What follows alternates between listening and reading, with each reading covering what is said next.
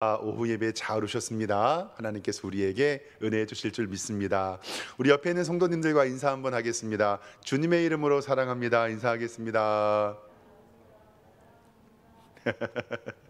잘 오셨습니다. 하나님께서 오늘도 은혜 주시고 함께해 주실 줄 믿습니다.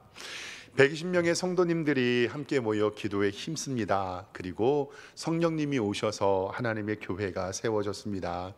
그러나 사도행전을 성령행전이라고 부르지 않는 것은 성령님의 사역이지만 하나님께서 사람을 통하여 일하시기 때문입니다. 성령님은 사람을 통하셔서 일하십니다. 그래서 사도들의 행전, 그래서 사도행전이라고 성경은 이야기합니다. 즉 사도, 예수님의 제자, 성도는 성령과 기도로 빚어진 사람을 사도라 하고 성도라고 이야기를 합니다. 기도라고 하는 것은 모든 역사의 근원과 본질 그리고 열쇠가 하나님께 있다는 것을 고백합니다. 즉 교회는 기도하는 성도들을 통하여 이루어 가시고 교회는 기도하는 사람들이 이루어 나가는 공동체입니다. 오늘 말씀은요, 예수님께서 승천하시고 오순절 성령 강림이 임하시기 전에 열흘 정도 사이의 일들을 성경은 기록하고 있습니다. 120명의 성도들이 성령님을 기다리며 기도에 힘쓴 장면입니다. 성경에서 우리 가룟 유다, 예수님을 판 제자죠, 최후는 두 군데에 기록이 되어 있거든요. 오늘 말씀에 사도행전에 하나가 기록이 되어 있고 마태복음 27장 5절에도 가룟 유다의 이 마지막 일정이 기록이 되어 있습니다. 마태복음 27장 5절에는 이렇게 기록이 되어 있습니다. 유다가 은을 성소에 던져놓고 물러가서 스스로 목을 메어 죽었더라. 대제사장이 그의 은을 거두며 이르되 이것은 핏값이라. 의논한 후에 토기장이의 밭을 사서 묘지로 삼았으니 그 밭은 피밭이라라고 이야기를 합니다. 마태복음 27장 5절 말씀을 기초를 하면 이 가룟 유다는 예수님을 판 것에 대하여서 양심의 가책을 느꼈습니다. 회개하지는 않았습니다. 양심의 가책을 느껴서 은을 성소에다가 던져놓고 스스로 목을 매달아 죽었다라고 마태복음 27장 5절에 기록되어 있습니다. 오늘 말씀에도요, 이 가룟 유다의 최후가 기록이 되어 있거든요. 16절에 기록이 되어 있습니다. 16절에 이렇게 기록이 되어 있습니다. 형제들아, 성경이 다윗의 입을 통하여 예수 잡은 자들의 길잡이가 된 유다를 가리켜 미리 말씀하신 성경에 응하였고, 18절에 이 사람은 불의의 삭슬 밭으로 사고 후에 몸이 곤두박질하여 배가 터져 창자가 다 흘러나오리라. 그리고 19절에 그 밭은 아겔 다마, 즉 피밭이라라고 성경은 기록하고 있습니다. 가룟 유다의 죽음에 의해서 이 마태복음에는 목을 매달아 죽었다라고 기록이 되어 있고, 오늘 사도행전 16절에서 19절 말씀은 배가 터져 창자가 다 흘러내려서 죽었다라고 기록이 되어 있습니다. 마태복음의 기록과 사도행전의 기록이 조금 충돌되는 것처럼 느껴집니다. 그러나 이것은 연결되는 자연스러운 기록입니다.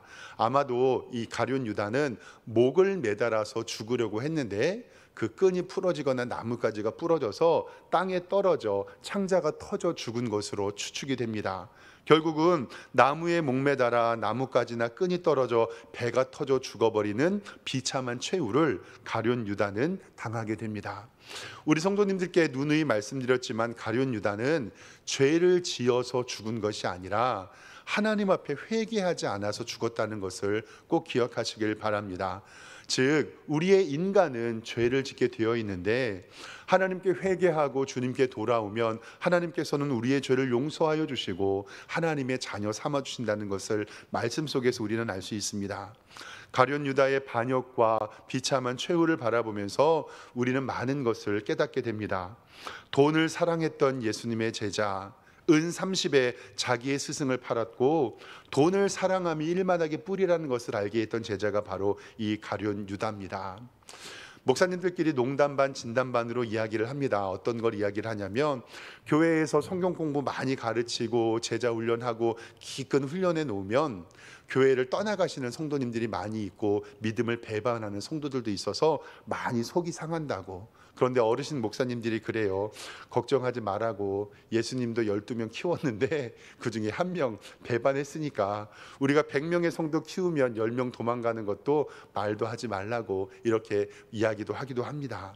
그런데 그 슬픔 가운데서 우리가 가룟 유다의 기록을 보면 오늘 말씀 20절에 비로면 이렇게 되어 있어요. 성경을 좀 보겠습니다. 시편에 기록하였으되라고 되어 있고 첫 번째 인용에는 기억이라는 각주가 있습니다.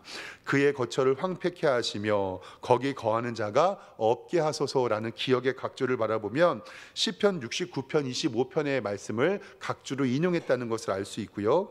20절 하반절에 보면 그의 직분을 타인이 취하게 하소서라는 이 말씀은 니은이라는 각주가 있어서 시편 109편 8절의 말씀을 인용했다는 것을 알 수가 있습니다. 즉 성경 말씀을 통해서 가룟 유다의 최후의 죽음 그리고 그의 직분을 타인이 취한다라는 말씀에 의지하여서 이제는 12제자의 조직을 재정비하게 되고 한 사람을 뽑음으로 말미암아서 이제 11명이었던 제자가 12명의 제자로 다시 회복하게 됩니다. 오늘 말씀은 새로운 가룟 유다를 빼버리고 나서 하나의 제자를 뽑는 일을 통해서 우리가 어떤 사람을 교회에서 뽑아야 하고 선출해야 하는지 말씀을 통해서 은혜 베풀기를 원합니다. 첫 번째로 교회에서 직분을 뽑을 때 어떤 사람을 뽑아야 되냐면 일 잘하는 사람이 아니라 잘 믿는 사람을 뽑아야 됩니다. 직무를 잘하는 사람이 아니라 예수님을 믿는 사람을 뽑아야 됩니다. 이것은 어떤 것이냐면 하나님의 교회 안에는 여러 가지 일들이 있거든요. 봉사 그리고 헌신, 사역들이 있습니다. 그런데 교회에서 가만히 보면 일 잘하는 사람들을 뽑으려고 하는 욕심이 있습니다. 그런데 성경 안에서 일 잘하는 사람을 뽑는 것이 아니라 하나님께서는 우리에게 믿음 있는 사람을 뽑으라고 말씀합니다. 믿고 일하는 사람이 제일 좋은 사람인데 우리 가운데 일만 잘하는 사람은 소용없다는 것입니다. 성경을 좀 말씀을 보겠습니다. 17절에 베드로가 가룟 유다를 소개하는 말이 이렇게 기록이 되어 있습니다. 17절에 이 사람은 본래 우리 수 가운데 참여하여 이 직무에 한 부분을 맡았던 자라. 이 직무라고 되어 있는 이 부분도 각주가 있지요. 4번이라고 각주를 밑에를 보면 봉사의 일이라는 각주가 있습니다. 그러니까 성경에서 가룟 유다를 이야기할 때 베드로는 이 사람은 본래 우리 가운데 참여하여 봉사 즉 일을 했던 사람이다. 즉 예수님의 제자고 예수님을 믿었고 참된 믿음을 가진 사람에게 이야기하는 것이 아니라 우리와 함께 일하던 사람이라고만 이 가룟 유다를 소개합니다. 즉 사도의 직무의 한 부분. 그런데 가룟 유다가 아까도 얘기했는데 돈을 사랑했다고 얘기했잖아요. 이 가룟 유다에 대한 돈의 관념이 어떤 건지에 대해서 성경을 이야기하는 장면이 있습니다. 요한복음 12장에 보면요, 마리아가 예수님의 마지막 길 고난의 길을 준비하면서 지극히 비싼 향유를 예수님께 붓고 자신의 머리카락으로 예수님의 발을 닦은 그 향유를 드리는 장면이 나옵니다. 이 장면에 요한복음 12장 7절 말씀에 보면 예수께서 이르시되 그를 가만히 두어 나의 장래할 날을 위하여 그것을 간직하게 하라라고 그를 칭찬하셨고, 마태복음 26장 10절에는 그가 내게 좋은 일을 하였다라고 말씀하였고, 마태복음 26장 13절에 복음이 전파되는 곳에서는 이 여자가 행한 일도 행하여 기억하리라라고 말씀하셨습니다. 즉 마리아가 자기의 비싼 향유를 예수님께 부어 자신의 머리카락으로 예수님의 발을 닦아준 그 일은 예수 그리스도의 복음이 증거되는 곳마다 기념이 되겠다라고 헌신을 이야기합니다. 그런데 그 상황 가운데 예수님이 칭찬한 마리아를 바라보면서 가룟 유다는 셈이 빨랐고 돈을 사모했던 것을 봅니다. 우리 화면의 말씀을 보면서 요한복음 12장 4절 말씀을 좀 보겠습니다. 요한복음 12장 4절은 이렇게 기록이 되어 있습니다. 제자 중 하나로서 예수를 잡아줄 가룟 유다가 말하되 이 향유를 어찌하여 300데나리온에 팔아서 가난한 자들에게 주지 아니하였느냐. 말은 그럴듯합니다. 한 여인이 나와서 300데나리온이나 넘는 이 300데나리온이라는 것은 이 한 데나리온은 노동자 하루의 품삯이거든요. 그러니까 1년치 연봉을 허비한 것처럼 이야기해서 이 향유를 어찌하여 300데나리온에 팔아 가난한 자들에게 주지 아니하였느냐라고 가난한 사람들에게 줄 것처럼 이야기합니다. 그런데 6절 말씀은 이렇게 기록하고 있습니다. 이렇게 말함은 가난한 자들을 생각함이 아니요 그는 무엇이라고요? 도둑이라. 돈 괴를 맞고 거기에 넣는 것을 훔쳐감이라라고 성경은 기록하고 있습니다. 아마도 예수님의 12 제자 중에서 가룟 유다는 총무의 역할, 즉 회계를 역할을 담당했던 것으로 보입니다. 그런데 이 여인이 300데나리온 값어치 되는 그 향유를 낭비하는 것처럼 보이고 이렇게 말하는 것은 가난한 자들을 생각하는 것이 아니라 그는 도둑이라고 성경은 이야기합니다. 돈 괴를 맞고 거기에 넣는 것을 훔쳐감이라.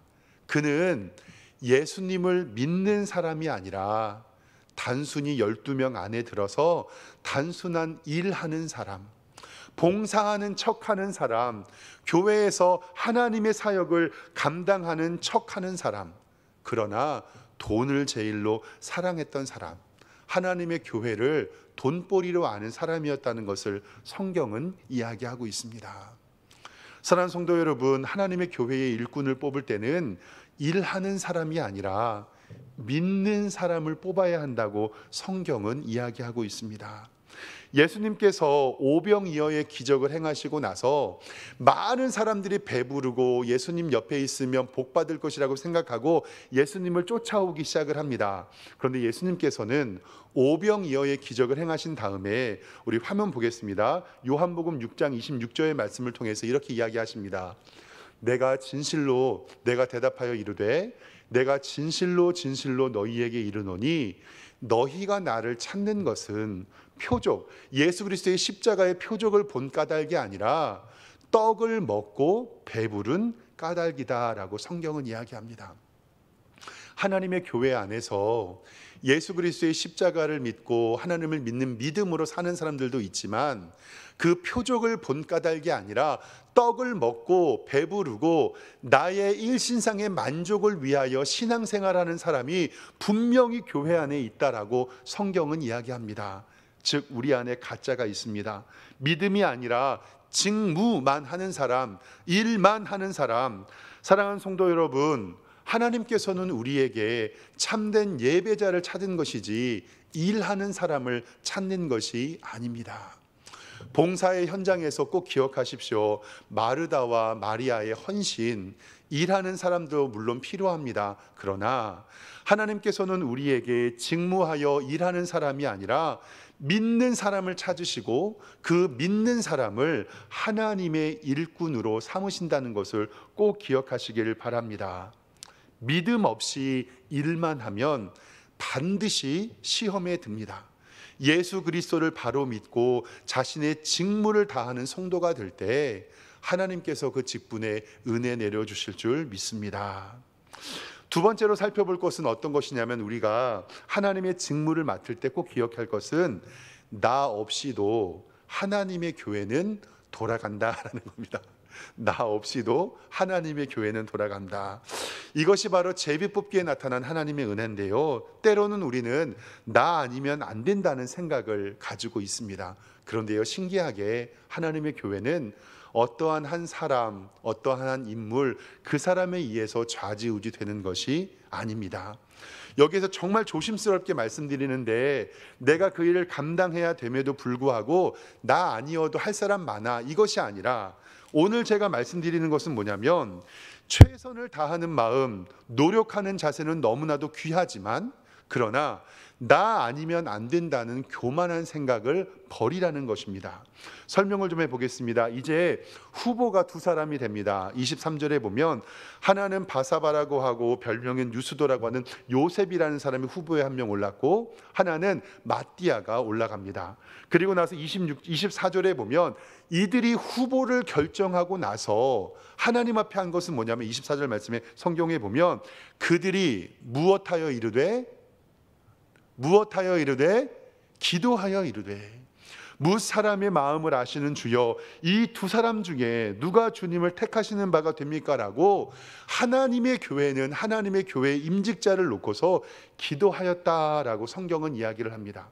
후보를 천거한 이후에 그 사람을 뽑기 위하여 기도했고 인간의 선택이나 인간의 마음이 아닌 하나님께서 기뻐하시는 사람을 뽑기 위해서 애를 썼다는 것입니다. 그리고 26절의 말씀에 보면 제비를 뽑아 마띠아를 얻으니 그가 11 사도의 수에 들어가니라. 아멘. 어떠한 한 사람을 지정해서 그 사람을 뽑은 것이 아니라 후보를 선택하고 제비를 뽑아 하나님의 은혜가 그 가운데 있기를 소망했습니다. 그것은 무엇이냐면 이 사람이든 상관없다. 하나님께서 결정해 주신다라는 믿음이 초대교회 안에는 있었습니다. 그래서 25절 말씀에 보면 봉사 및 사도의 직무를 대신할 자인지 보이시옵소서라고 간절히 기도했더라고 성경은 이야기하고 있습니다. 공동의회의 결정으로 인하여서 우리 교회에도 올해 안수집사 몇 분과 권사 몇 분을 이제 세우려고 준비하고 있습니다. 기도하면서 하나님 앞에 구하는 것은 첫 번째로는 예배하는 성도가 되기를 소망합니다. 그런데 여기서 우리가 기억할 것은 이거예요. 나 아니면 안 돼 라는 사람도 안 되지만 꼭 내가 아니어도 할 사람 많잖아 라고 이야기하는 성도도 안 된다는 것입니다. 하나님께서 후보를 책정하시고 그 가운데 투표하게 해주셔서 내가 뽑혔다면 하나님께서 우리의 섭리로 주권으로 역사하시는 것을 통해서 마띠아가 뽑혀진 것처럼 하나님의 은혜에 따르기를 주님의 이름으로 축원합니다. 하나님께서는 교회를 바라보면서 무조건 이 사람이 아니면 안 돼 이것도 아니고 무조건 저 사람이면 안 돼 이것도 아니고 모든 질서에 하나님께서 하나님의 교회의 방법대로 그 사람을 뽑으실 때 그 사람이 하나님의 역할을 하나님의 사도의 역할을 감당하게 된다라는 것입니다. 우리 교회도 후보자를 천거할 것입니다. 그리고 그 후보자를 놓고 간절히 기도할 것입니다. 그리고 제비를 뽑아 그 후보자를 선택하고 안수집사와 권사를 뽑을 것입니다. 여기에서는 인간적인 이해나 관계를 배제하고 나의 욕심과 나의 교만을 내려놓고 나의 겸손조차도 내려놓고 하나님의 은혜만을 구해야 된다는 것을 꼭 기억하시길 바랍니다. 꼭 기억해야 될 것은 하나님의 교회의 직분자는 하나님께서 세워주신다는 믿음을 가지고 기도하고 준비해야 할 줄 믿습니다. 앞으로 우리 교회의 임직자가 세워줄 수 있도록 기도해 주시고 하나님 앞에 예배자로 세워지고 일하는 성도들이 이루어질 수 있도록 기도해 주시기 바랍니다. 우리가 임직자를 뽑을 때 하나님 앞에 간구해야 할 것은 이 말씀만 주셨습니다. 고린도전서 4장 2절인데요. 그러나 맡은 자의 구할 것은 충성이니라. 아멘. 신학교에서 말씀을 공부하면서 교수님들이 목사님들이 전도사님들에게 이야기한 것 있습니다. 너네 목사로서 교회를 하면서 성공이라는 단어를 많이 들어봤을 거라고. 어느 정도 교회가 유지가 되고 어느 정도 교회가 규모가 크면 아유 아무개 목사님 성공하셨네, 아무개 목사님 성공하셨네 이런 말들 한다고. 근데 저 배우는 저희 전도사님들에게 목사님들이 뭐라고 하셨냐면 성경에서는 성공이라는 단어는 나오지 않는다고. 그리고 우리 목회자들에게 구할 것은 충성만 있을 뿐이라고. 사랑하는 성도 여러분, 우리 임직자들에게 주시는 하나님께서의 마음은 성공이 어디 있겠습니까?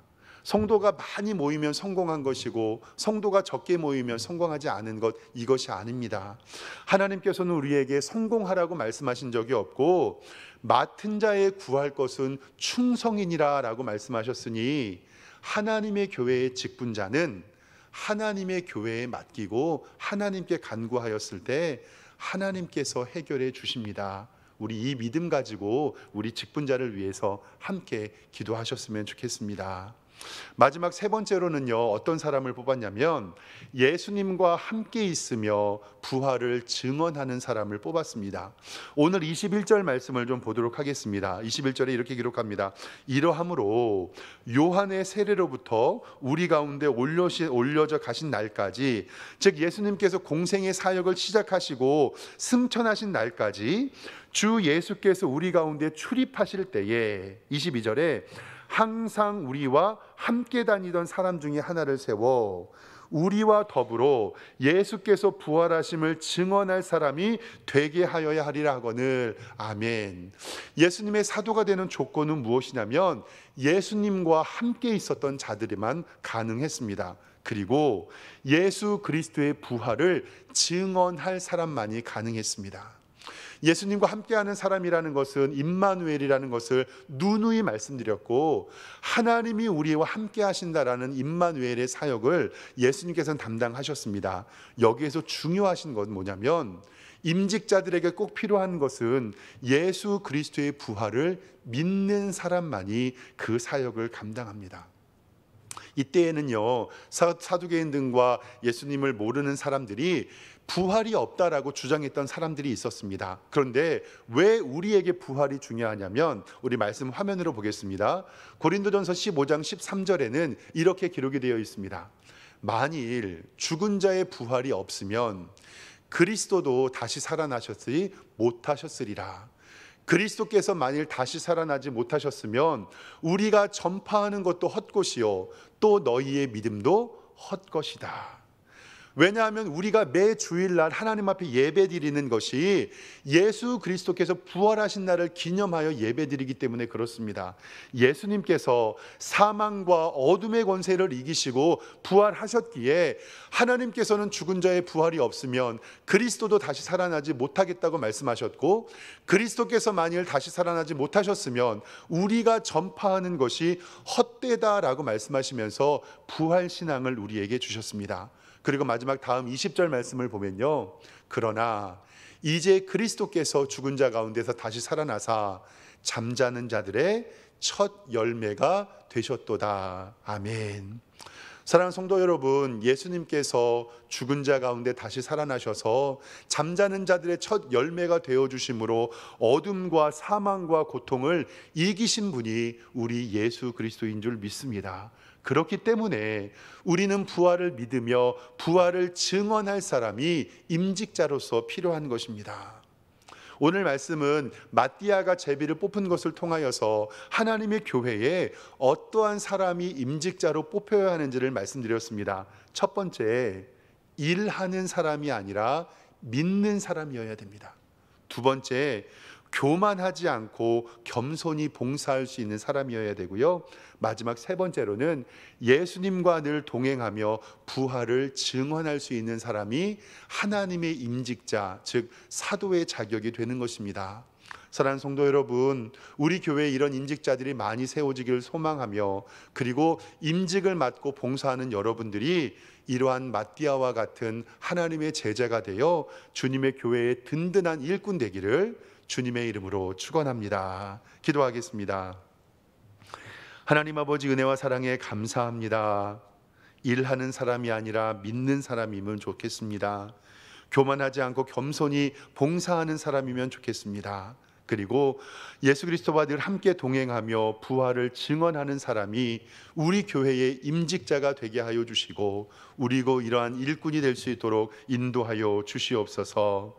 하나님께서 이렇게 은혜 주심에 감사하오며, 우리도 하나님의 임직을 준비하며 기다리며 기도하는 성도들로 함께하여 주시옵소서. 예수 그리스도의 이름으로 기도드리옵나이다. 아멘.